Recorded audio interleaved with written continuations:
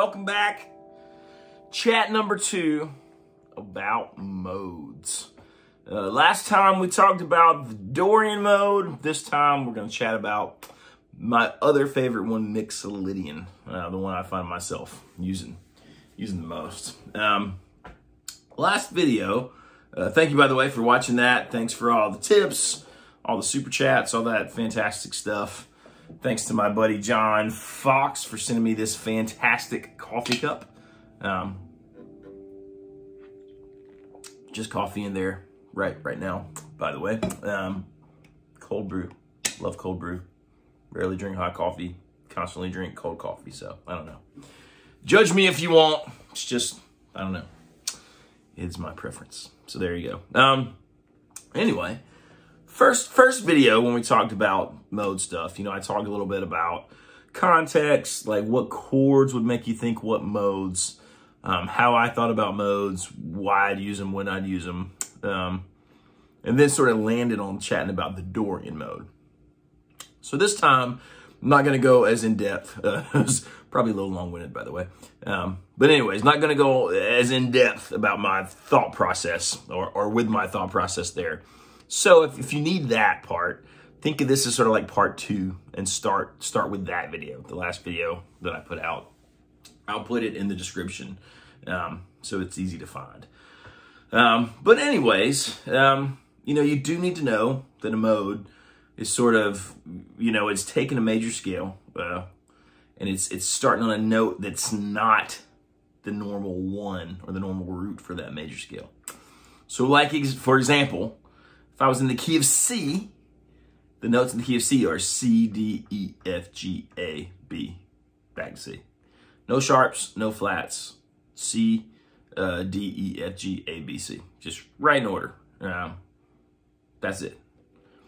If I was to do the key of G, it's G, A, B, C, D, E, F sharp, G. Now you might notice, other than obviously when I started on C, when I started on G, the only other difference is that in the key of C, when I got to F, it was regular old F, what you'd call a natural F. In G though, the F is F sharp. So that's literally, that's the only difference between C major and G major. Other than, like I said, one started on C, one started on G. But when you start playing, that goes away, right? It's not like every time we play a phrase out of a scale, we start on the root and end on the root, you know? We're going to jumble it up. We're going to mix it up. I've said that before. It's like the alphabet, right? You don't spell words in alphabetical order, right? You know, you jump around a little bit, you mix it up. Same thing, maybe to a lesser degree with scales, but same idea. So I can take the C major scale though, and instead of starting on C, I can start on G and play to G. But instead of making it G major where I put F sharp in, I can go G, A, B, C, D, E, F, not F sharp, F, back to G. Those are the notes from the key of C major, except I started on what you'd call the 5th degree. G is the 5th note from C. C, D, E, F, G. So G is the 5th, right? So the Mixolydian mode is starting on the 5th degree of the scale and playing, you know, like in this case, from that G to G, but using those notes. So it's playing a G scale, but not G major. G major has F sharp. G Mixolydian is really just a mode of the C major scale, right? And so we're using the F instead of the F sharp. Now, because F is the 7th note from G, and normally it's F sharp, we're making it flat, half step down, half step lower. We can say that it's got a flat 7. So you can think of Mixolydian just as, you know, the major scale with a flat 7. And that's true, and that's super helpful when you're using it. But it's nice to understand that it's the, you know, it's the 5th mode of the C major scale. Now here's why. When I played that little thing in the beginning, hopefully it sounded okay. The chord progression was G, D minor, C, and G. Now those chords do not all belong in G. Normally when I play in G, if I got a G and some sort of D, it's D major and C. So the G and the C are normal. Normally though, I can't have a D minor in the key of G. Those are my 1, 4, and 5 chords. Like if I got G is 1, A would be 2, B would be 3. We're not worried about those. C would be 4, D would be 5. My 1, 4, 5, my major chords, literally 1, 4, 5 are typically my major chords. I just played it and I made the 5th a minor chord. Now the reason why is a D chord, a D major chord, is D, F sharp, and A. That's in the key of G. You know, those chords have to be built out. Well, don't have to, but they should be built out of the scale that you're using, you know, for harmony. They're just harmony. They're just harmonized parts of the scale.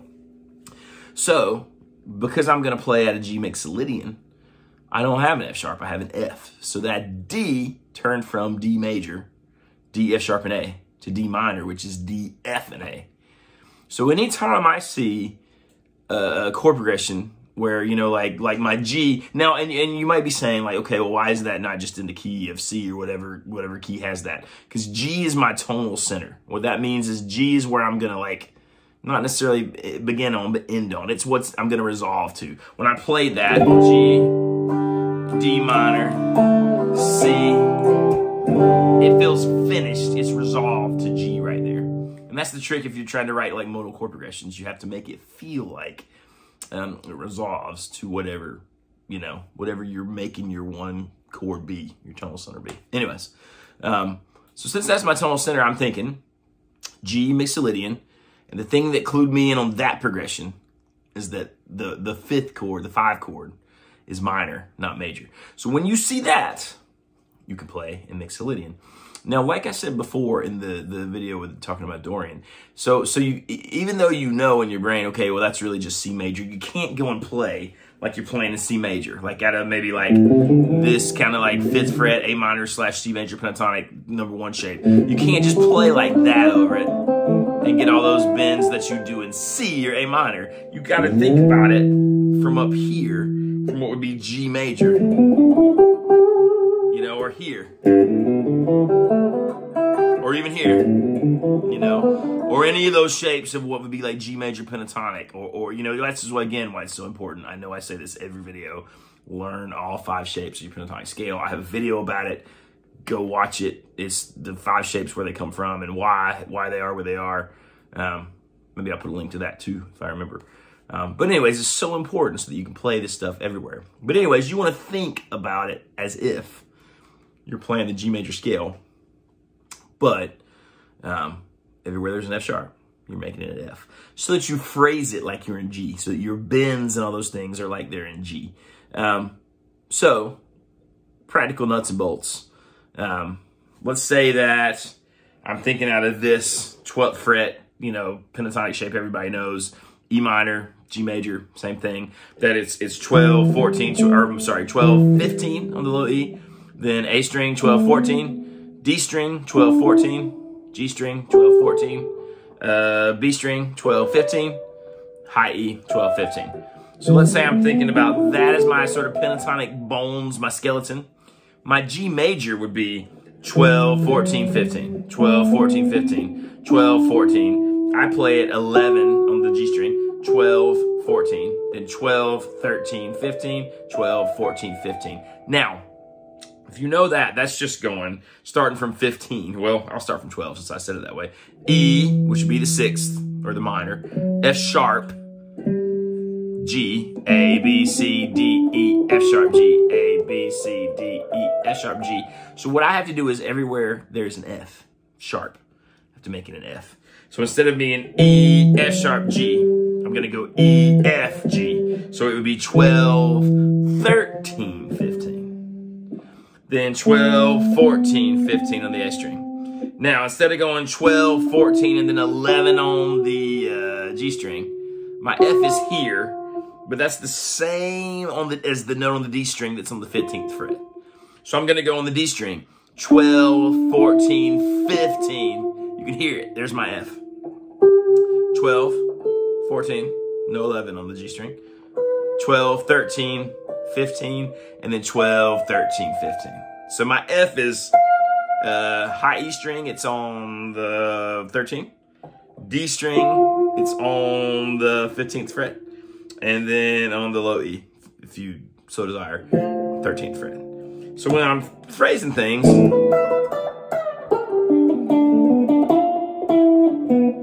heard me play the F right there. Or I could get it on the high E right here.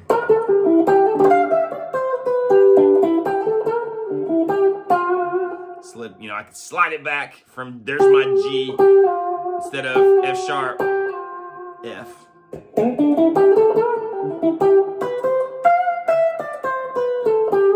So if I got that chord progression, G, D minor, C, G, you can hear that.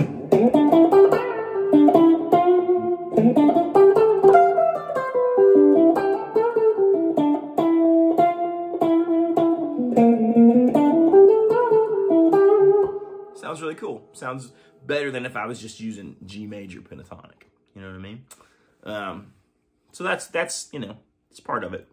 You can do it in lots of different places, right? And I did a video talking about moving those little pentatonic boxes around. Like, so if you know these notes, 12, 14, 12, 14, 12, 14 from the A to the G string is the same as 5, 7, 5, 7, 5, 7. So listen to that. So my Fs are going to be in the same relative place. So like I can think to myself, there's my E, F. So if I'm thinking about this pentatonic shape, which would be 5, 7, 5, 7, 5, 7, 4, 7, 5, 7. I'm sorry, 5, 8, 5, 7. So 5, 7, 5, 7, 5, 7, 4, 7, 5, 8, 5, 7. So I could think about it as Mixolydian. You know, I could go 4, or I'm sorry, 4, 5, 7, right? And if I want to play all the notes, I can. So I could go 5, 7, 8, 5, 7, 8. There's my note, my F that makes it Mixolydian. Then I'm gonna have 5, 7, right? Could keep going. I could go 4, 5, 7. And then I could think to myself, here's E. So instead of this F sharp like normal G, I'm gonna go E, F, which is 6, 8, and then 5, 7, 8. But the one I tend to look at on this shape is that note. You know, right there. So it's just anywhere I would have played an F sharp and G, playing an F. But everything else I'm phrasing like I'm in G. Here's another cool one up here. You know, instead of 03, 02, 02, 02, 03, 03, if I made that regular G major, it would be 02, 3, 02, 3, 02, 4, 02, 01, 3, 02, 3. There's just the regular old G major, you know, E minor, E natural minor, G major. So instead of the F sharp there on the 2nd fret, I'm gonna play F. Instead of the F sharp on the D string, I'm gonna play F, 3rd fret. And then on the 1st string, the high E, instead of playing open 2, 3, open 1, 3. So and I love little rakes like. So see, I just walked up the scale. By the way, if you're not used to improvising, like I just played just the mode. I didn't mix it up. Didn't do much of anything in the way like bends or slides or hammer-ons. The only thing that made that sound like music was just changing, giving it a rhythm, you know? You know, just... So if you're new to improvising, don't make it too complicated. It's okay to play the scale or the mode. You just have to give it a rhythm. You got to give it something, you know, that makes it feel like music, and it needs a pulse, it needs a groove. If you can do that, you're 90% there. Then you can add in slides, bends, hammer-ons, pull-offs, blah, blah, whatever. That's an aside, but still an important one. So anyways, so that, you know, in a nutshell, that is Mixolydian. It's the flat 7.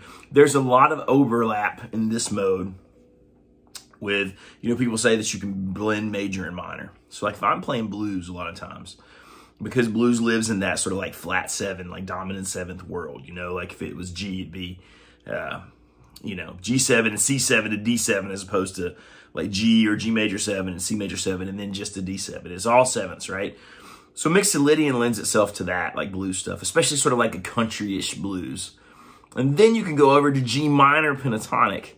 So you can blend those two things. Like if I had something like that, like a G, maybe even a G7 and like a C, and a C7, and then maybe like a D7 or a D9. I might start off on G Mixolydian.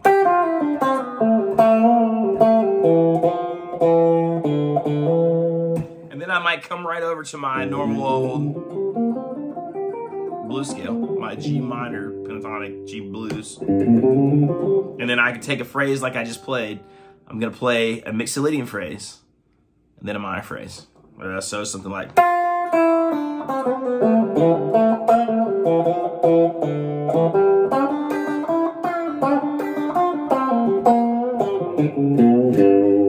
Mixolydian again. G blues. Mixolydian.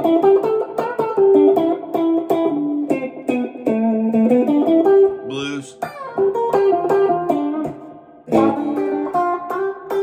Mixolydian.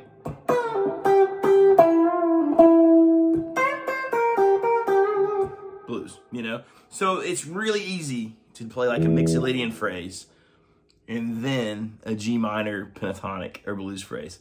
It works fantastic. And you know, you can use it for blues. You can use it you can almost, not all the time, but most of the time, if you can play a Mixolydian, you can sneak over and play G minor, like G blues as well, for at least for a little bit, and it'll sound cool. But you have to play with it. It's like everything else. There are exceptions. Maybe less so with the beginning, the G, D minor, C, like where the fifth chord is the minor, you know, is a minor chord as opposed to normally, like the 5 normally is a major chord.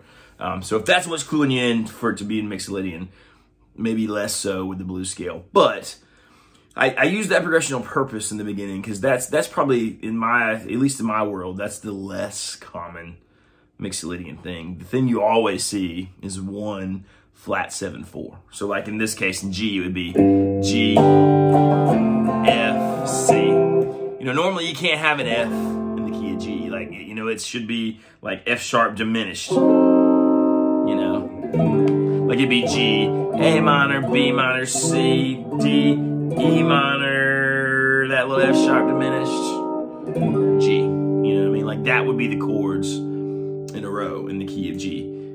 But if you have a flat 7, which is that F, which a million songs do, you know, and it sounds super cool. G, F, C, G. Then suddenly you can play Mixolydian.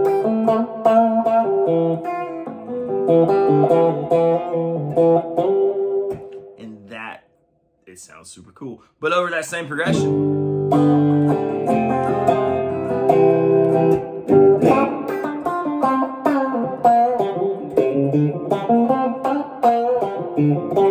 You know, there's G blues, right? So I can mix and match that really freely. Here's my progression.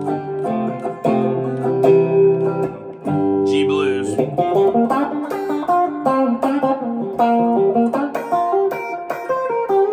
G Mixolydian.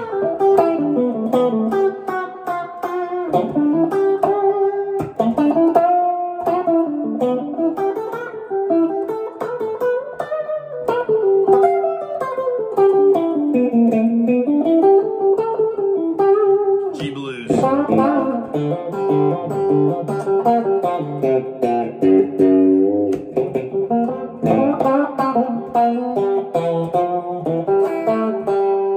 Mixolydian.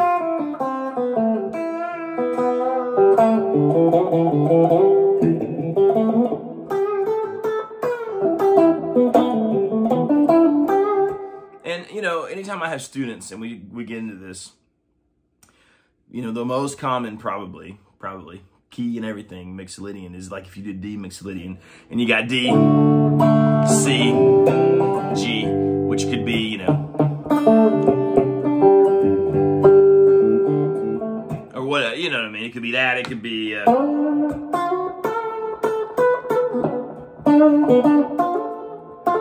you know, it could be any of that stuff. It could be any of those old, you know, the Southern rock, classic rock kind of songs. Here's what's cool about that progression. Here's what I think is interesting, right? So like if you listen to this Sweet Home Alabama, and it's D and C and G, you can think of that so many ways. You can think of that as being key of D, you know, D Mixolydian, where D is the tonal center. But you could also look at that and say, oh, D, C, and G, G, C, and D, 1, 4, 5 in the key of G. So it can be 1, flat 7, G, with D being the tonal center, the key. Or you can think of it as, you know, 5, 4, 1, with G being the key. Now, I would argue all day long it's not in G, because Sweet Home Alabama doesn't go and then resolve to G. It goes D, G, or C, G, and it finally resolves, finally resolves to a D, right? So if it's D,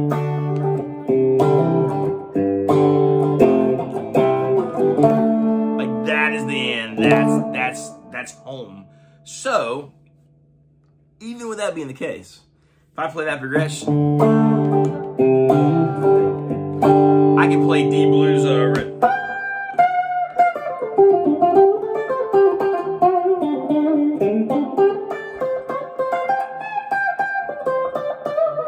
Or I can be playing it and play like D major pentatonic.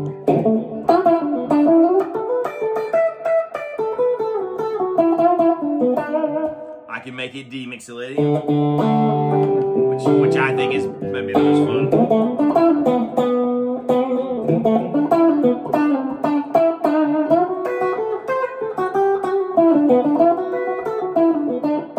And of course I can blend those together, you know.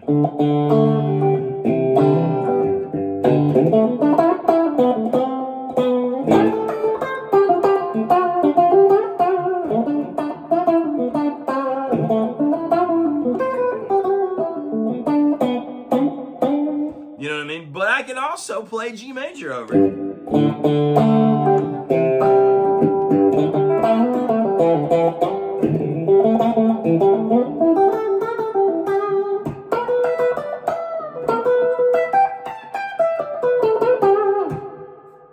Matter of fact, I could play G minor over it.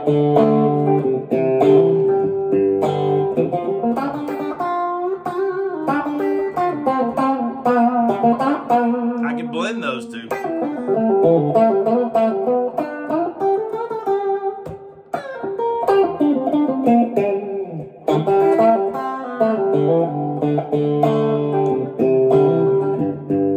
So there, you know, I played D blues, like D pentatonic, D minor pentatonic. I played D major pentatonic. I played D Mixolydian. I played G major pentatonic, and I played G blues or G minor pentatonic. They all sounded fine over that really ambiguous chord progression. So a lot of your progressions, especially if it's 1, flat 7, 4, there's a lot of things that will work. Mixolydian's just one option, but it's all to do with the flat 7.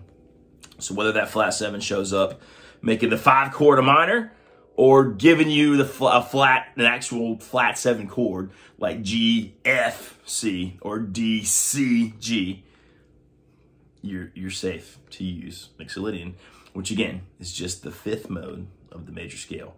I know this was not like a, you know, top 10 Mixolydian licks. Maybe you stole some from the random things I'm playing. Maybe you thought my licks were boring and horrible, and you didn't. But hopefully it's just, you know, it's getting inside that thought process of why and when and how, you know, on a general sense, not like specific lick sense. There's plenty of, if you want to go look up Mixolydian licks, you can all day long. You could spend the next 24 hours just watching Mixolydian lick videos on YouTube. But it doesn't mean you'll know how to play or when to play in Mixolydian, you know? So hopefully this fills in that gap. I feel like there are less videos about that, how to think about it and when to use those licks. So maybe this is helpful there, right? I hope so. Let me know in the comments. Let me know what you think. But yeah, there you go. So if you see flat 7 or you see the 5 chord is minor and it's a major key. So like in key of G, you see an F, Mixolydian. Key of G, you see D minor instead of D. Mixolydian. One more time, those shapes, Mixolydian. The ones I kind of dig. 12, 13, 15. This is for G. 12, 14, 15. 12, 14, 15. 12, 14. 12, 13, 15, 12, 13, 15. Up here, that would be 0, 1, 3, 0, 2, 3, 0, 2, 3, 0, 2, 0, 1, 3, 0, 1, 3. And the other one I really like is playing the 5, 7, 5, 7, 6, 5, 7. And it would be 4, 5, 7. And it would be 5, 6, 8, 5, 7, 8. Those are 3 great Mixolydian shapes. Yeah, go from there. Obviously, if you can nail that, like if you're in the key of G, you can nail that flat 7, the F, over the D minor, over the F, bonus points, even better. Not necessarily necessary, but it'll help you, and it'll help you start thinking of what the notes are on the fretboard as you play too, which I think is cool. So there you go. There's a chat, a 27-minute chat. At least that's what my phone says. It might be different but when I cut off my, the few seconds I wasted at the beginning. But anyways, there's a chat, almost 30-minute chat about Mixolydian. Let me know if you like it. Let me know if you want to see more videos like this in the future. That might be it for my modes for a while. But I always love video ideas from you guys. I think probably some of my best lesson videos that I've made so far. Definitely coming from ideas in the comments. So thank you for that. Thank you again for watching. Thanks for supporting the channel. I really appreciate it. Hit like and subscribe. If you dig these videos, you dig these lessons, share them. That helps me as much as anything. It just helps the channel grow. And it is greatly appreciated. So have a great evening or morning or day or whatever, whenever you're watching this. A great week. I will see you next time.